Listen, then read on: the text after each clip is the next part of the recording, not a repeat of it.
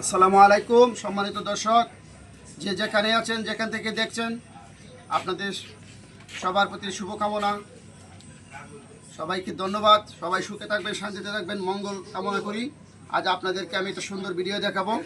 এই যে আমাদের বর্ষাকাল আসতেছে, এই বর্ষাকালে আমরা চড়া দাম দিয়ে আমরা তরি তরকারি শাকসবজিগুলো কিনে খেতে হয়, যাতে আমাদের প্রত্যেকটা ফ্যামিলি সুন্দরভাবে নিজের বাগান থেকে, নিজের গাছ থেকে আমরা তরি তরকারি খাইতে পারি। আমি আপনাদেরকে অনুরোধ করব, বস্তাতে মাটি ভরে, গোবর মিশিয়ে, মাটিটা উর্বর করে, কিছু সার দিয়ে এগুলো এমন এক জায়গায় রাখবেন যে জায়গায় বৃষ্টির পানি পড়বে না। বৃষ্টি সারাদিন হলেও গাছের গোড়া নষ্ট হবে না। সপ্তাহে একদিন একটু পানি দিয়ে দিবেন। বস্তার মধ্যে মাটি ভরবেন, মাটি ভরে এটা এক সাইডে রাখবেন।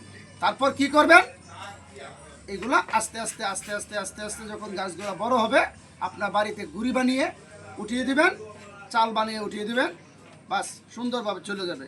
এই যে আমি আপনাদেরকে দেখাবো আজকে 3 জাতের সিম। এই যে 3 জাতের সিম দেখাবো। এই সিম যে কোনো একটা গাছ টিকবে, অবশ্যই টিকবে। তারপর আমি আপনাদেরকে দেখাবো 3 জাতের বেগুন। 3 জাতের বেগুন একটার মধ্যে যে কোনো একটা বেগুন অবশ্যই টিকবে। তারপর আমি আপনাদেরকে দেখাবো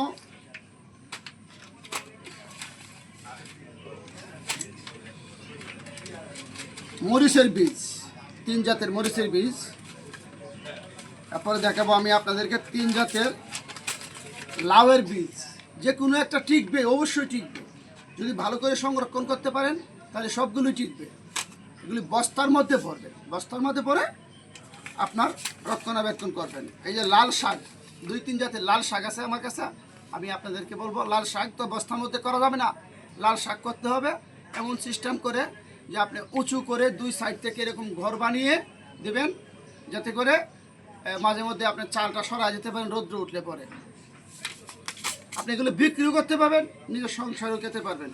তাই আপনারা অবশ্যই এই ভিডিওটা দেখবেন এবং ভালোভাবে এগুলো পরিচর্যা করবেন। আপনার বর্ষাকালে আপনার তরি তরকারি এগুলো নিজের বাগান থেকেই তুলে খেতে পারবেন।